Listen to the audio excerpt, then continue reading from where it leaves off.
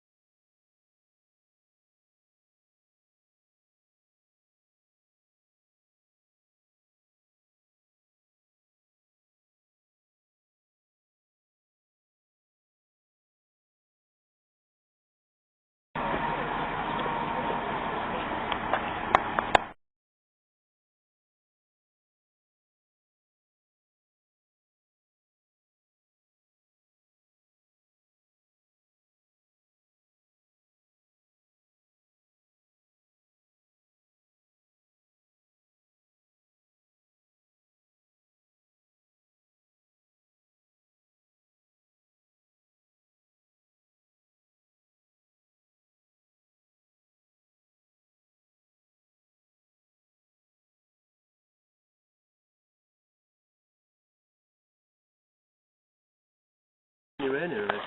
Yeah. Oh, I've got about 16 screws to take out. Yeah. Stand by.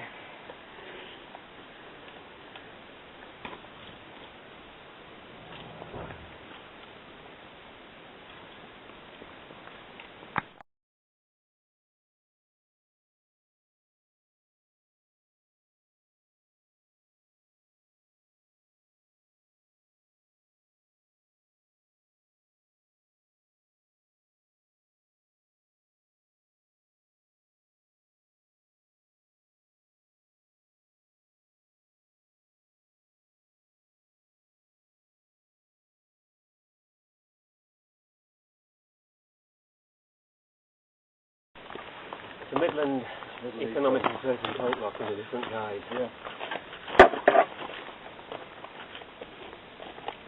So, right, there's actually locks. See that notch there? And there's another notch here that's got a lock in it. Right, and there's another lock in that corner underneath. Did you see that? Goes into the slot. Yeah, so when it's on the last the last bit of its throat, it goes into. Yeah. There's a notch in the back of this one. Yeah. And see, you can just see the two holes. You can see the two holes. Secure it, but it's actually let in to there's a machined slot sort of along on the side, so it's not reliant on the bolts. I'll just get him to swing it. Stuart, yeah. I'm going to have to shoot off because we've ended up with a bit of a double booking in the camping coach, so I'm sorting that. Yeah. It's alright, I think we've got a solution, but we'll have to go, so. Cheers, Ron. Yeah, okay. We'll be in touch, like I said, when we get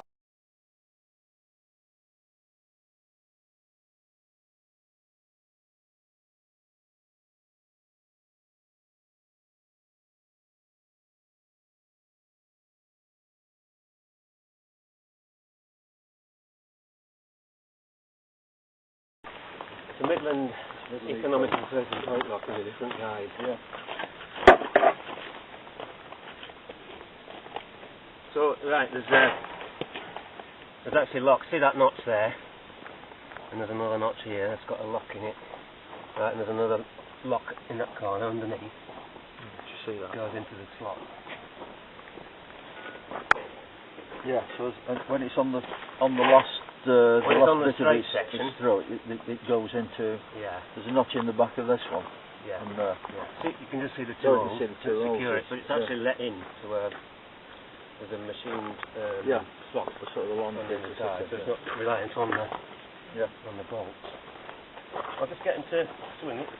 Stuart, yeah. I'm going to have to shoot off because we've ended up with a bit of a double booking in the camping coach, so I'm sorting that. Yeah. It's alright, I think we've got a solution, but we'll have to go, so. Cheers, Ron. Yeah, okay. We'll be in touch, like I said, when we get that. Switching. Just keep your fingers out. Yeah. I'm just going to wait for him, he's looking at us.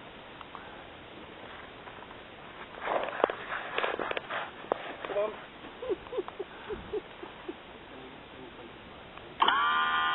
Oh, yeah.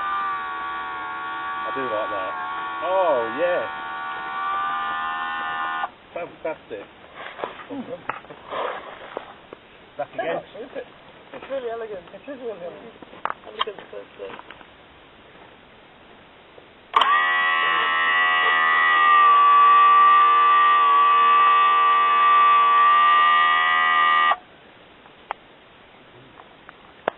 So it wasn't possible to incorporate a detector in it with a switchblade, so we've had to bolt one on the end. They are standard. Yeah, wrong with that. A lot of the head buttons there. Well, it means it's the detection's independent, yeah? You've got lock detection and switch rail detection, which are in series. Yeah. And on the other end, this is still a work in progress. On the other end of the crossover, there'll be another detector in series with that. Right, so you need both ends detected and the person point locked in to get positive how that works. Excellent. In that one, I didn't bring a screwdriver, but in there, there's a timer. If the points get obstructed, the current in the motor rises, which is detected in the signal box, and the current limit puts it off. This is like Effectively WJR circuit, isn't it? it's, well, yeah, it's an electrical equivalent of the switch and clutch, basically. So to do that, you need to, in addition, you need to have really a timer. If the current limiter fails, your motor would start trying to basically go on fire. So it cuts off after 12 seconds. That's very good. Yeah. Thank you. So you can put a crank handle in the side there. Take the bung out, put the crank handle in, and it knocks that switch in, which cuts the motor supply. And you can crank it, but I don't recommend it. Then you spin your knuckles on the ballast. Yeah, You've got your formal links as well, don't forget to. Pardon? You've got your formal links. If you're in a train, that looks nothing, but the amount of effort and time that went into that was a headache, wasn't it? That? Yeah, it was. Yeah. If you get a run through, basically because the points are locked, and it is only a 15-inch gauge railway, you could actually call the serious derailment because the flange would climb out. So you've got a we've got a deformable link. That's fairly solid, actually, isn't it? It is. See, this is the problem. You can't have it so it deforms under any sort of normal stresses that the machine can exert. You've got to hit a happy medium that the lightest vehicle on the railway can force through without derailing. But we're pretty sure that certainly the locomotives will force it out. And, you know. A loco will force through, I reckon. Certainly, but from what the calculation. That thing caves in on about 1.7 tons.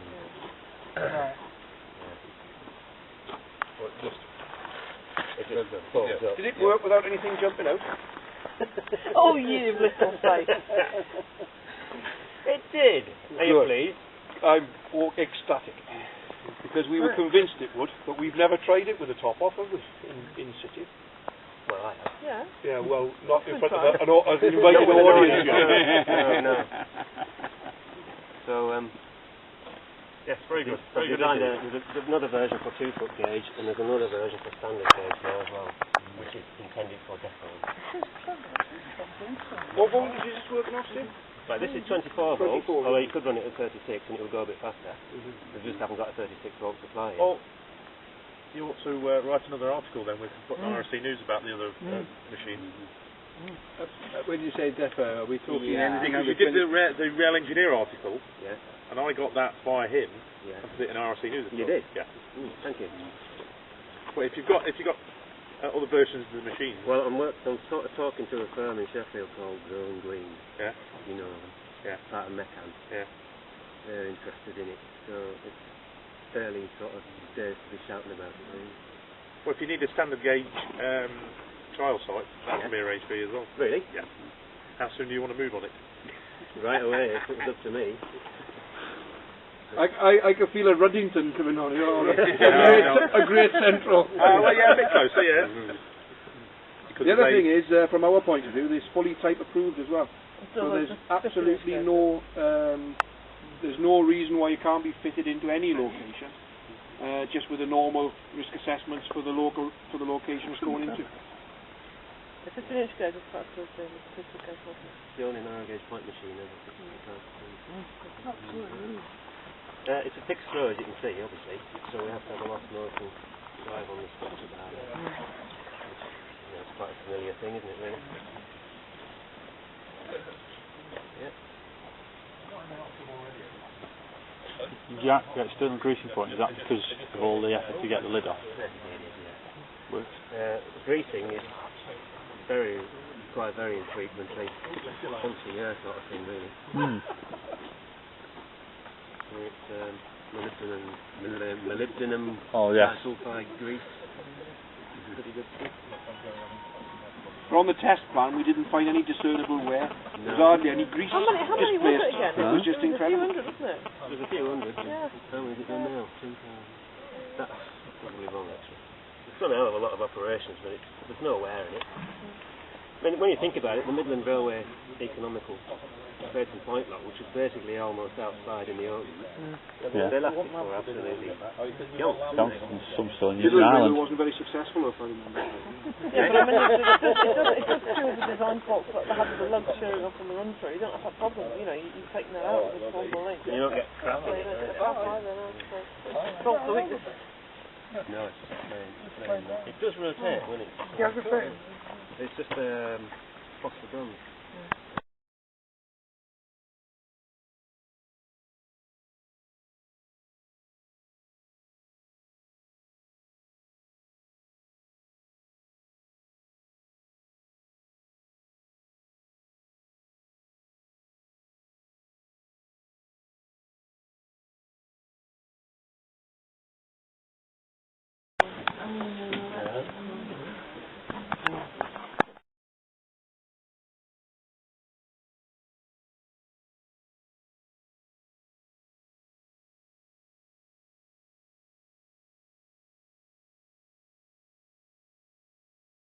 If you look at the photographs on the back there, you can see that the thing. Where's Over there. photographs?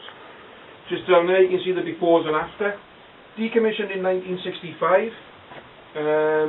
Latterly, very little traffic into the last traffic into the yard was the 2 camping coaches. As soon as they were pushed in, the traffic all ceased and the thing sort of just packed up. None of the equipment in here is original. John Nico, you can see his membership scroll on the back there. He took the thing on when he was in a very much unloved state, brought it back to some semblance of normality. The frame had been removed, so this is just an ordinary ground frame put in just to show where everything should be. The very strange things on the top there apparently are signal instruments, but not as we know them. From where I'm from. Apparently it does work. I wouldn't want to make any claims about safety of it or anything. What was I going to say? So, 1965 is all out of commission.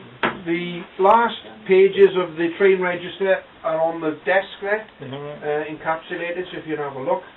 So John Nichol brought all this stuff back. It's not original, he's brought it from various different places, and just to make it look as a bit of a visitor attraction. But I think he's died now, isn't he? Gordon's died there. The thing was, they were going to pull it down. I mean, that's basically, we did the garden down there because it was all overgrown. So a few of us, which is what we got the Ian Allen for, starting the garden and clearing it. And that was why we did it, because they said, it was in a terrible state. Otherwise we'll just knock it down. Over our dead bodies. So I think that's why Gordon then got involved, because he had all this stuff in his life, you know. Yeah. But it was actually... Not all of this, I tell you.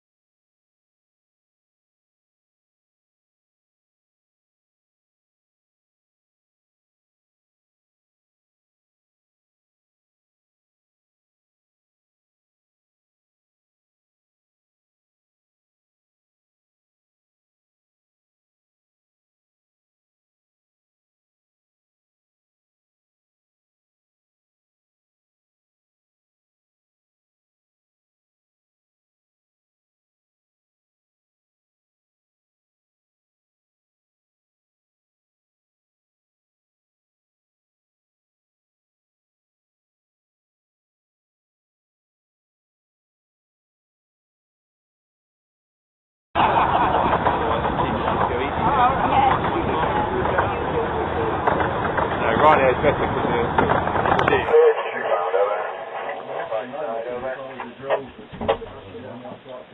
On the base 90, clear Fisher ground, roger now. On the base 3, say again please, over.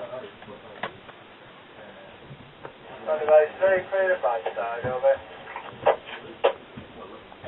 On the base 3, clear night side, roger now.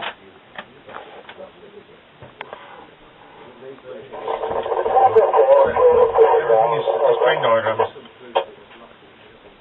On the base 4, clear Fisher ground, roger now. Sorry. No, sir. Everything's spring diagrams. There's no interlocking whatsoever. It's just done by radio and you recording. Basically, yeah. I mean, all the points are weighted points and all that sort of thing. So it's all. Yeah, I mean, a lot of it is just monitoring. You know, but, of course they can't enter the next section until I get the permission to. You know, so I'm the only one that can do it, unless I hand over officially to somebody else. You see, so everything goes through the. I'm the centre of everything, right from the lost child to to the train on the track. So it's all that. Can get a bit hectic at times, you know. You tend to go home with a headache every night, I find. Another drawer for paracetamol. I notice you've got a speed restriction. What's the fastest speed you've got? Oh, we're at 15 miles an hour. 15 speed, yeah. It's just bizarre. Which is adequate, really, for trains that size. You don't. Yeah, you don't want to. So, yeah, it's all a bit. It starts. You miss the views otherwise. I'm not sure the third way analysis would probably support going faster. There now. So I know it's empty. Yeah. It's vacant. So I can give him the road all the way to the end. So I give him a red line. So now Randa 4 has got the line. Nothing else can enter it now. Right. So the pencil line's what was planned, and the red and green what's actually happened. That's right. Yeah. That works quite well. Oh, absolutely. Can I put that there for some reason over the canvas not focusing? Cheers. I guess it's probably I can see what And any changes, like I've got a P-way train out on the line at the moment, he's in the loop, so I've just drawn a pencil line across there to indicate he's there. And when Randa 4's cleared of the loop, he'll probably go into this section. Yeah. You see, so, but I can't let him into the section until Randa 4 has called me up, said he's clear of Fisher ground. I draw a green line there, and then I can give him the section. You see, so I can't give anything a section until I've got a green line. So it's red, green, red, green, red, green. Yeah.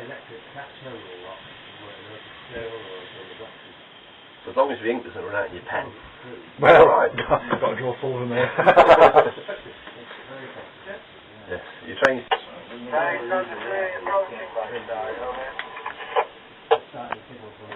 And base 4 in the loop at Fisher ground, roger now. And the base 3 may proceed to Ravenglass, over. On the base 3, we'll proceed to Ravenglass, over. And the base 3, roger now. And the base 90, over. Slow to unload and then head down towards the right side, but initially we'd like to go to Earth Road, please, over. And the base 9091 may proceed to Earth Road, over.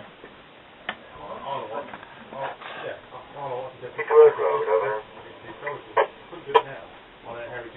And the base 90, roger now.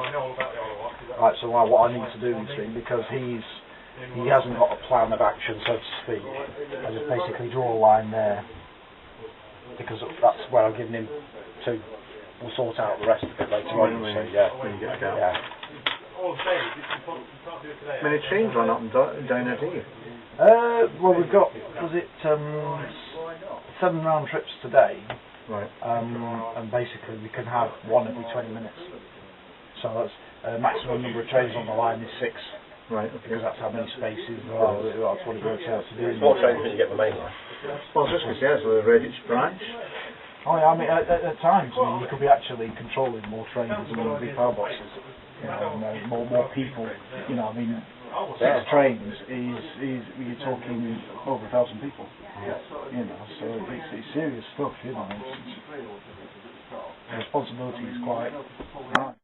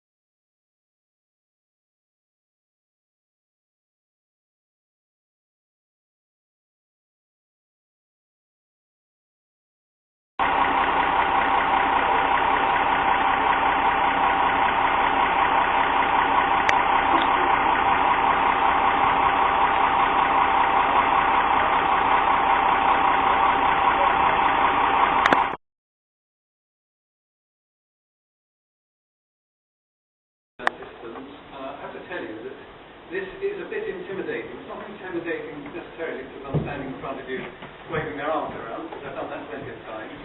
And it's not necessarily intimidating because it's the first flight of the TERN system prototype 4. What's really scary is the fact that you lot, by and large, are signal engineers, and I'm a civil engineer. Now, in mitigation, I have to say that I'm a railway civil engineer, so there's plenty of run-ins with my S&P colleagues, and quite a bit of it has rubbed off, and not too hard. And one of my incarnations as a railway civil engineer was as railway maintenance engineer at Darlington, and I had to look after, this was in the 80s, looked after not only the main line from Newcastle to York, but also 2 branch lines. The Eastgate branch, otherwise known these days as the Weardale branch, and the Redmire branch, these days known as the Wensleydale branch. These branches had a couple of things in common. They were about 20 miles long, with single lines. They were in pretty awful condition. They had 1 train a day, maybe 2, and they had no signalling whatsoever. And they were maintained each by a gang of blokes who, when they followed the rules, if they wanted to do any work on the track, they would have to put out lookouts in both directions, which meant 2 lookouts that way, 2 lookouts that way, a bloke on site, and allowing for annual leave, sickness, and the rest of it. There wasn't anybody left to do any work at all. So the other scam would have been to drive down to Lowgate or drive down to Shildon to pick up the staff, the broomstick, or government train. Well, the train hadn't gone in the morning, it would then go out around about 11 o'clock, which meant the driver would then drive down to Lowgate, pick up the staff, right, all the way back, to get back, they've got the staff lads, right, time for lunch. They'd all get up to the site, the staff like, nothing ever happened to them, so I had to try and come up with an idea of getting this staff, this elusive staff, to the site, without having to go to Lowgate, without having to go to Shildon. Now, I came up with what was really, I suppose you'd call a very simple, very predictable, very secure computer illusion. And that's all that this thing relies on. It got some support in VR times, it got progressed by diving research, and we almost got up to the stage of having a prototype made. And then privatisation came along, and that was effectively it. Railways lost the plot, the rail tracks seemed to be populated by 14-year-olds who hadn't got a clue what to do. And so it was all very frustrating for me, because I knew that this thing would fly, but I couldn't get it done. Now, TERN itself is a giant leap backwards in computing technology, aided by giant leaps forward in software, processing power, battery life, and all the things that we see today make these things whiz. And one of the things that has occurred in that interim period, just after 2003, 2004, is that instead of me having to rely on others to write the software to realise what I had in my head, I could input into a thing called, I know a lot of you spit this, Visual Basic, which is a Microsoft program, which enables oiks like me to make things happen. And that was quite a release, because then I could then decide what I wanted to do, how I was going to do it, I could test it, I could go blind out it, come back again, in and out, all the rest of it, and the thing eventually started to fly. In those days, it was a manual operation from the point of view of the operator, the controller, and the tray. They both had to type things in. The trick worked.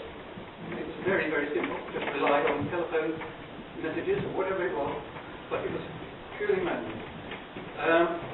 We brought it up to Trevor, and I showed it to Trevor and a lot of his colleagues, and by the end of that day I thought, this is not practical.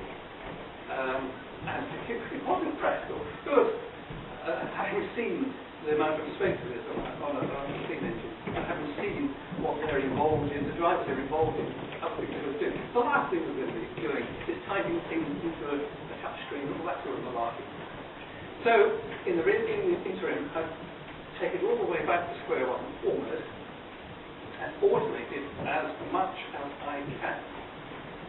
So we've now got down to the position where the controller is aided by largely automated input, and the driver, all he's got to do, this thing is it's got some raw edges on it.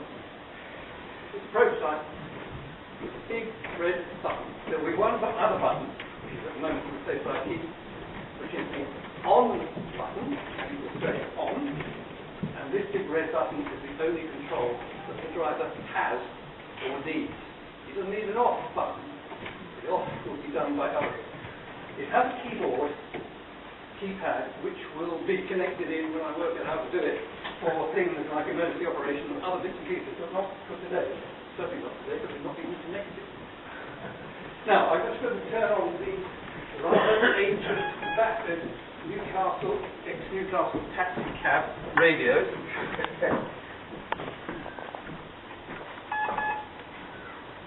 These things have got a mind of their own.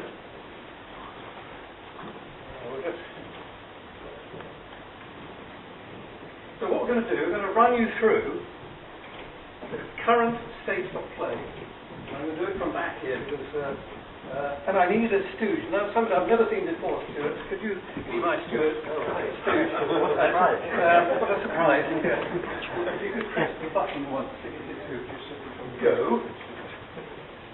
That's correct. If you could. That's the problem.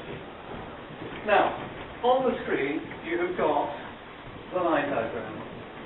You've got various sections, you've got various locations the train can be at, and the big white blobby thing in the middle, with the squiggles on, is the train graph.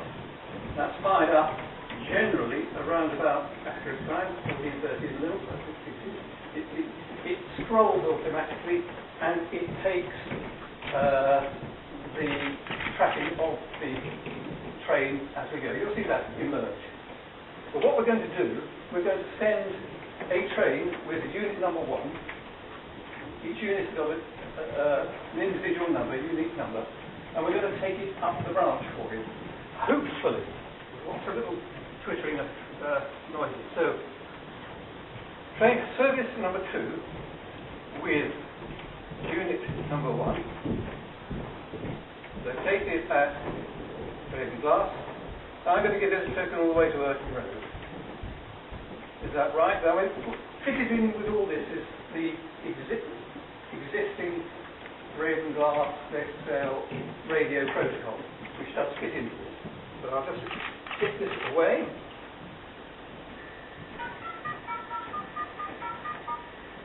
Now, on Stuart's little display, up there, and all the driver's got to do is confirm that whatever appears there is correct.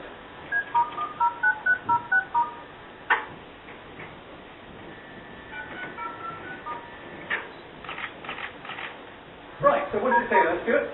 Protection from Ravenglass and Right. What you also notice is that the body green colour, and the word detective here, which now disappears, which the body green colour shows that the control unit knows that that is what is being displayed on the train unit. So it detects the initial message from control to tell the train unit what's going on. The action that the driver then takes then starts the process. So the information from the control unit to the train unit is not acted on by the train unless the driver says he is where he says he is. As the train then trundles up the branch, reporting in as before, little ticks, and then he reports the next place. How did you do the report? By voice? By voice. Oh yes, all by voice. The controller can't actually put the guy further ahead than he should be because he can only do it in sequence like that. Now let us get into clear of my side on the up. So clear of my side on the up. I'm not going to give him any more tokens. He gets as far as Burton Road. He says, yeah, that's what we want.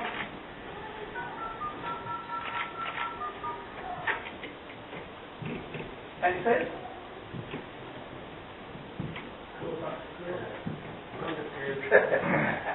clear of my side. Sorry.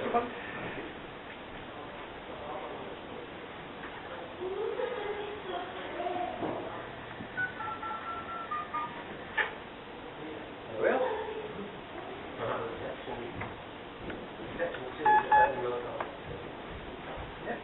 okay. Now we're going to take you a bit further up the line. Now you can see there's a line appearing on the graph as the reporting comes in. You don't generally have lines as flat as that on your chart. That's right. In the paint lines you see underneath is the summer timetable. So the thing has been preloaded with the summer timetable, just for reference purposes. So we're going to take this one up. And we're going to take him all the way to the L-dot, just have a look. So by doing that, he then automatically ditches any sections behind him.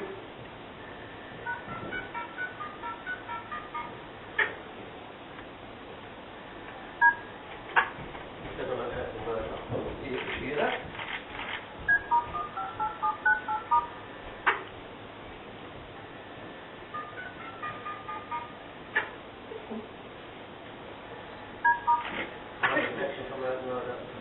Yes, well, you see, that's the way it goes. Then you can bring in another train. Now, this will be a ghost train because we've only got one processor. So and this program here has been spiked to think that there's another train available. So we'll start him at Ravenglass, and we'll take him up to my side. Now, the little chirping noises that you'll hear, will not be recognised by that train. Let's sit there like a stuffed dummy. Now I've just got to do a little bit of a tweak. That one won't go green because I was too lazy to build in the detection signal at the end. So it's just going to sit there as a white one. But there is train number 4, which will follow up.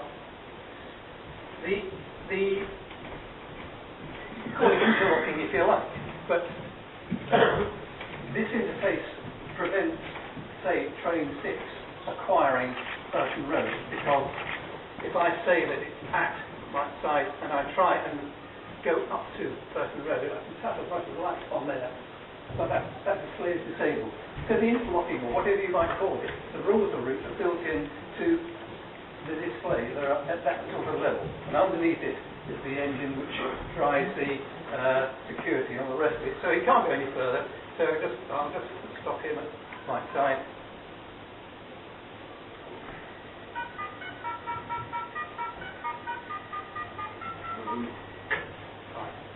Now,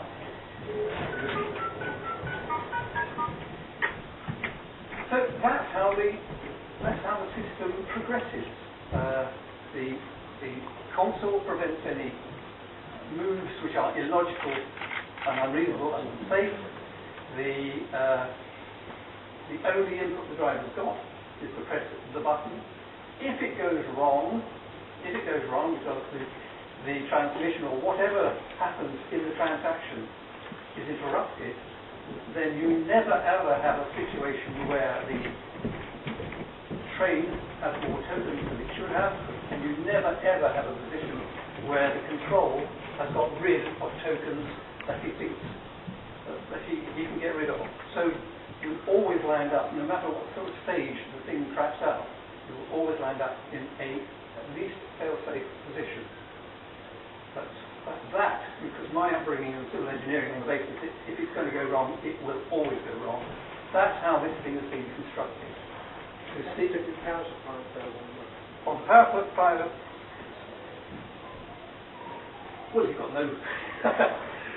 If the power supply fails on this, for example, the laptop, you still run. You still run, but what's the state of what happens to the state of mind or memory of the laptop? It preserves what its last breakfast. It preserves what it sees there. So if this was somehow complete spike, then I would, you see the top left-hand corner, there's a little button that says recover. Now, I could recklessly, let's see you, Colin, shut it down. You don't need to wreck it just for me. I will do. Now, I wrecked it. There's nothing there.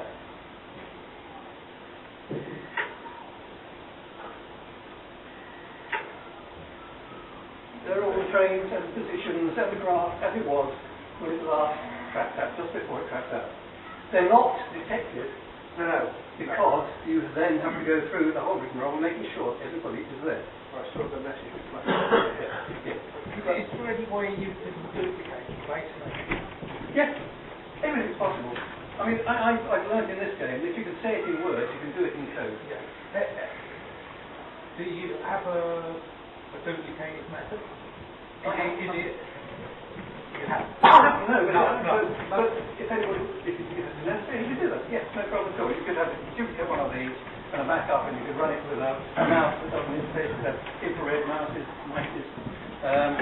So that the whole thing could be totally independent. You could be careful with which one's which. If one of the train units cracked out, well, you just handball him down the branch. You don't apply any recovery. If the sequence is interrupted, you just freeze where people are at the time by sending a code that stops them where they are. So that's fairly straightforward. So, mindful of the time, but 10 minutes before your train, I'm around for the rest of the day and tomorrow, if you want to have any words. Just have a think about it. There's some handouts which don't tell you a lot, apart from giving you phone numbers. The other little trick you can do is to shut down Stuart's and then you've just got to read out what it says there.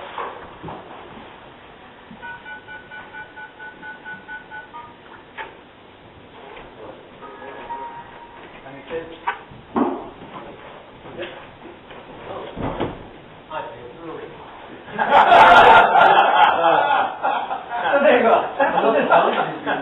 That really is the summary of the illusion, the conjuring trick, and my thanks really must go to, thanks to you, only Hecking in the end, Trevor, for the use of, for the use of layout and all the input he's had, that's been very useful. To Ian for allowing me to come on, especially to Stuart for all his encouragement over the last couple of years, and especially to him for making that rather magnificent black toaster that you see there.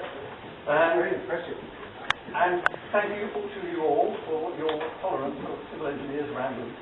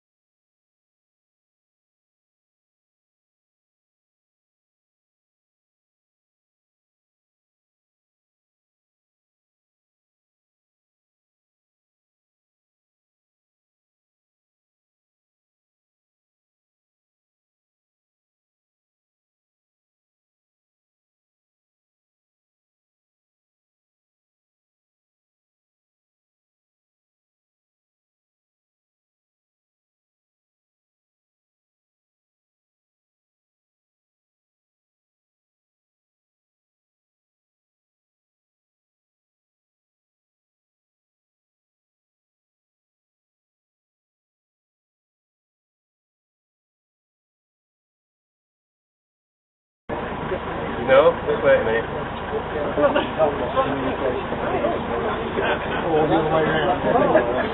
There's the live, I've just turned it right up. Oh, are you there? Have you pressed the button? Yep, yep. There's a available taxi driver to go from there to the exhibition. Ravenglass and Eskdale, stand by. Radio display, confirm is correct. Well,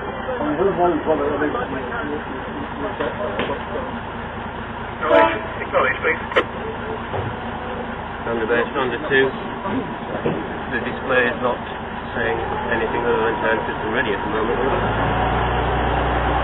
Well, we're wondering whether we've got the total order.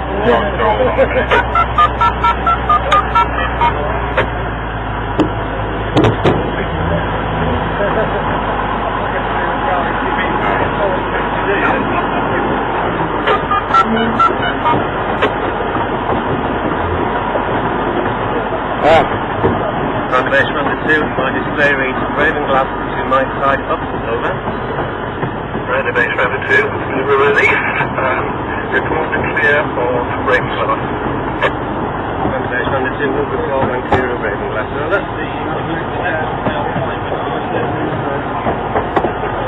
I don't think anybody's actually interested in this thing. They just want to turn around. Beautiful evening for a run out.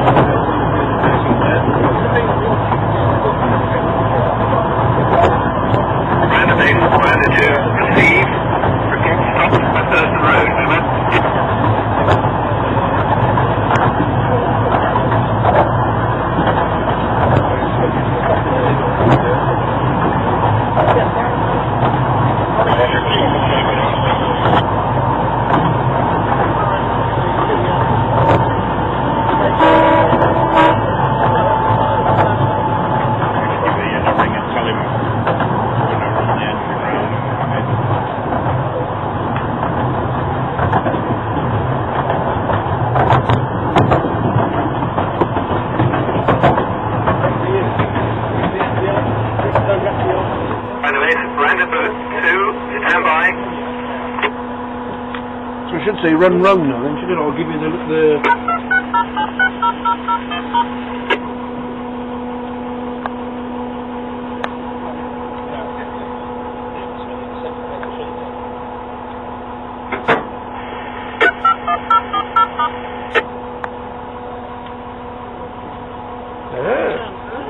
Round the base, round the 2, my display reads run around at Burton Road up. Over. Delighted.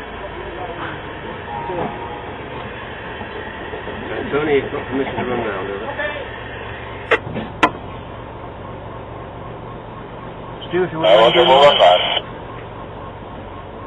okay. Can you just use shadows that?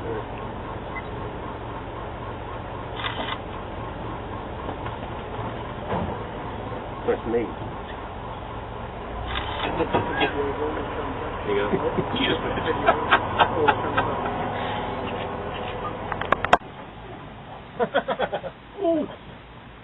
So to run round, you've got to obviously have the tokens for that section and that section. Right. That's what it actually is doing. So it's occupying 2 sections. As well, I mean, if you couldn't get a token for something else in the section, you couldn't do anything. No. What would you get? Would it tell you that? Stop, it says stop at Burton Road up. Right, and then you went for radio confirmation and that was There's it. nothing we can do unless the sections are clear on each side. We couldn't run around. Well, the controller has to tell you exact one.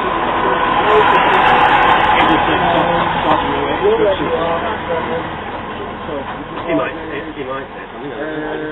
He wouldn't just let it go. Yeah. They can toggle in two states, having the token and not having the token. And to toggle into having the token state, it needs to receive a checksum that it knows what number it wants. Unless it gets it, it won't toggle. Right. How does it know what number it wants? I don't know. Better ask Graham when we get back. Okay. What happens? It's dependent on the time and the date. Oh, okay, yeah. And its location. I'm with you. Yeah.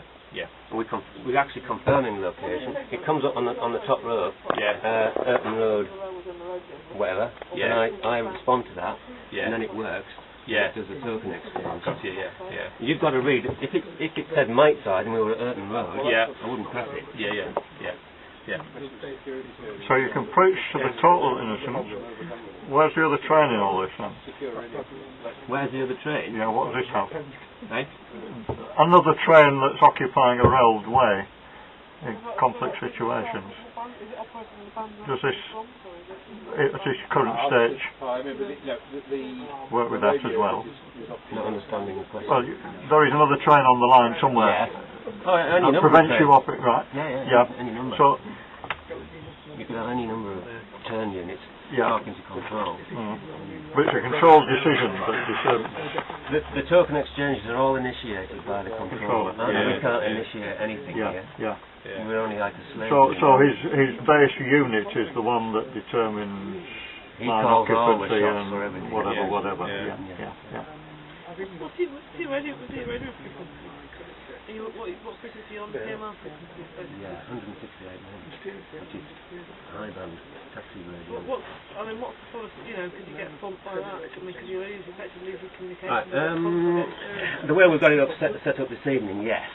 But on the RATI system, the easy repeater, which is like a big aerial sticking out the top of that building there, which has got a tone system incorporated into it that rejects any radio transmission that's not There's a subaudible tone transmitted on it the whole time. The transmission. It hasn't got back tone in there then. It'll just kick it out. Yeah. I see.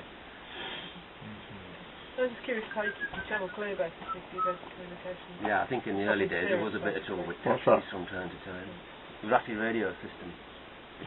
It's got a tone system on it now that you.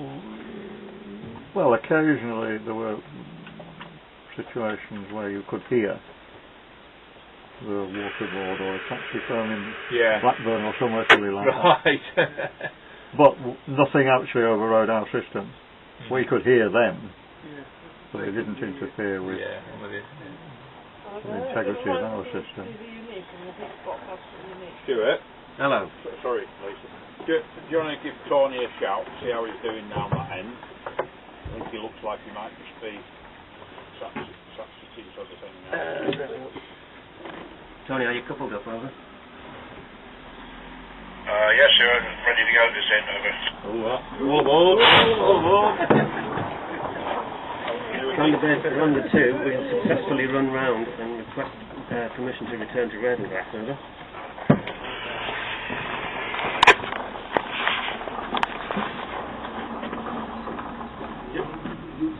Do you want to sit in there now? I'll sit with the back tap and then I'll sit with the back. Run the base, run the Sorry, what do you want me to sit? No, I'll sit here. Yeah, you're I see you the what's it? I'll be nosy then. I've been sorry at the moment.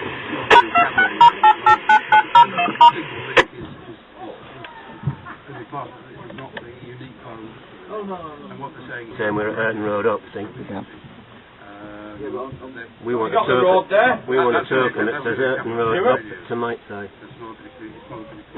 Sorry, what? No, we haven't. No. Hold on, Tony. Stop, please.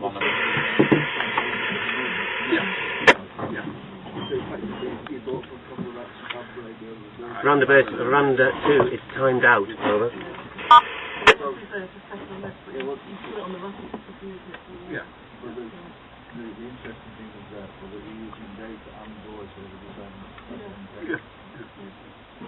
Well, that's no more than Randa base, Randa 2. We have no display over. I think there's something wrong with his bloody radio.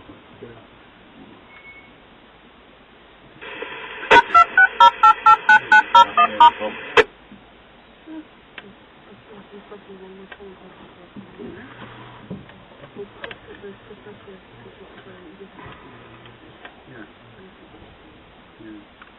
think it's my display reads stop at Earton Road up. Rounder base, rounder 2, that is correct. Stand by as rounder 3 for position check.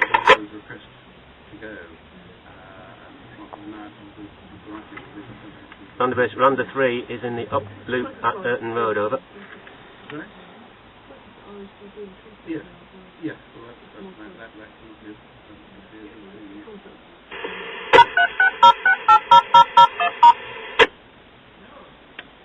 The other thing that is interesting is the simple rail position.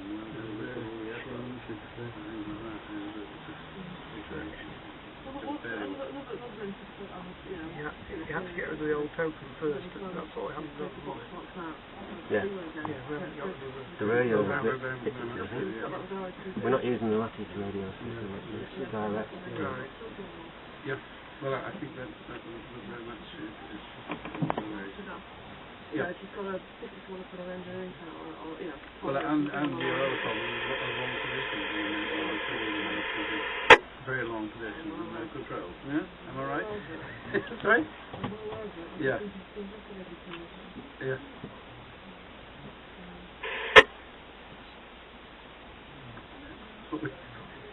We have a little railroad. No, come on, putting that on the railway.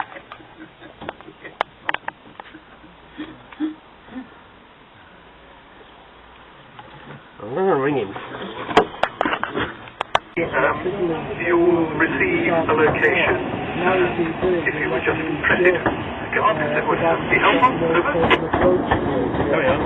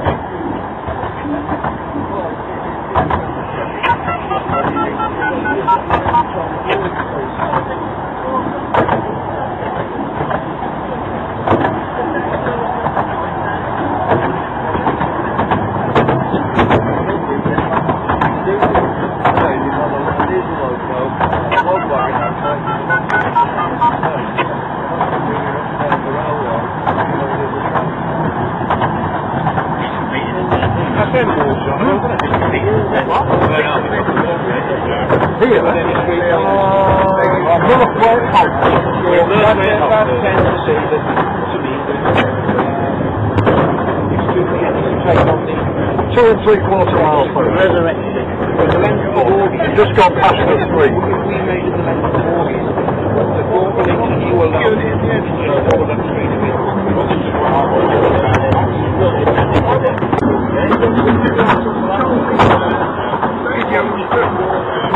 You allow the best part of the quarter clearance all the way around. If you then move it out to that, Can you make this? Beginning this stage, it isn't move on to it. Does it? Or is it potentially? what we do is, one of the other things is now we can see the first light quarter and the tend to get through flaming. You really want that level of information? The other thing would be the 10 years drop. The rails are flat. No. It doesn't know exactly where we are. Right, yeah. I hear you. There isn't a link to just find a lapse or position on the line. We just know where we are. When we get there, we might One of the recommendations we're at mine.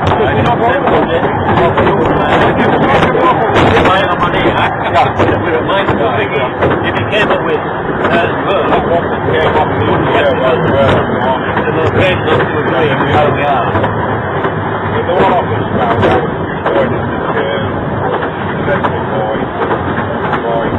there isn't a linkage into position on the track, I mean. What's it supposed to be for? So you're looking at all that. Without using secure radio links. Well, you still get the driver. You literally still get the driver to acknowledge it. You still get the driver though, at least, to acknowledge that the suspension is correct. So it's double and triple checked anyway. You have to do now, basically, don't you? What's that? You have to say where you are. Oh, that's right. We say where we are, we could be anywhere. Yeah. That's right. Well, I mean, the stage around here to the country was there's no linkage to where you were. They might say that. That's only them talking. Whereas I think, if they're not included in some Botswana or something stupid, South Africa, Donald Trump, and they proved what's the better word for big truck? Nearly a million miles. Something like radio beacons or transponders or something. And you have to be at Mike side dry rail to transmit a Mike side message and to receive a Mike side instruction. What we're trying to get rid of is all the line side cabling and what you need for a telephone. Anything you want that.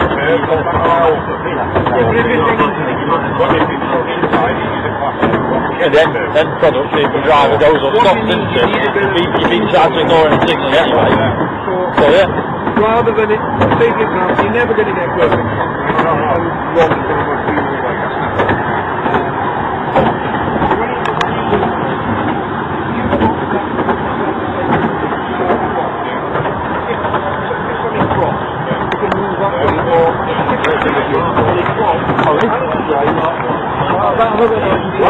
Nothing wrong with this radio, that's the problem. Roundabout is approaching Mike's side over. When you put new railing, the wheels will be wearing on just one point, which will be going to all the time. Not receiving any audio. Not your battery.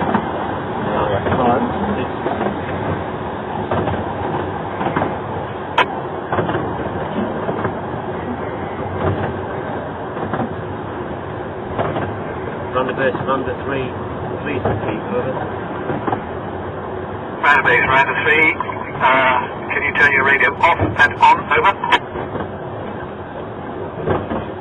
Unplug it at the wall still. That's it. And then never fails. Roundabout 3 is in the loop at Mike's side, over.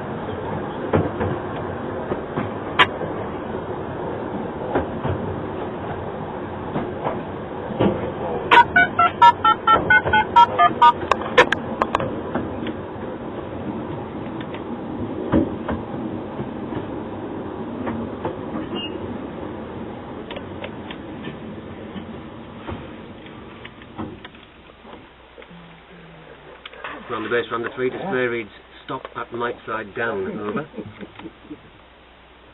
Nobody's key on the floor.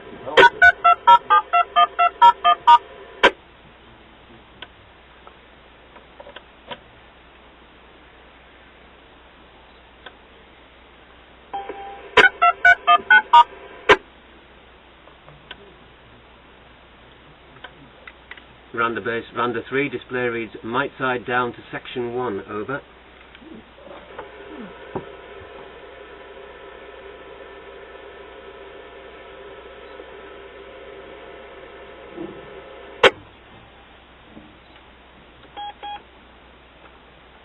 Roundabout 3 display reads Mike side down to section 1, over. Something wrong with his radio, isn't there? I think we can basically go, can't we? Where's section 1, Stu? Section to Ravenglass. Right away, Tony.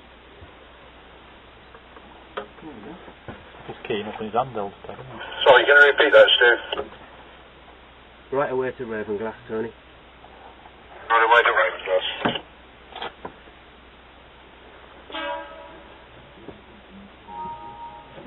Who be honest, So what's it done? Given us the right sort of thing, but not the It right says reading. section 1 because you can't say Ravenglass because we might get stopped at signal 29. Yeah. So it says section 1 instead. Right. Yeah. It's always a good reason, isn't it?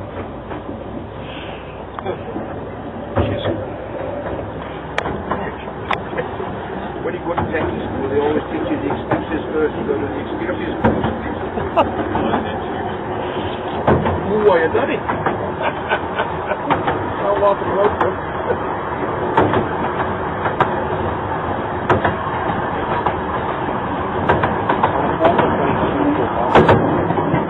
So you just give a clear, but loop that via clearance rather than a... Yeah. Roundabout under 3 is clear on my side, over.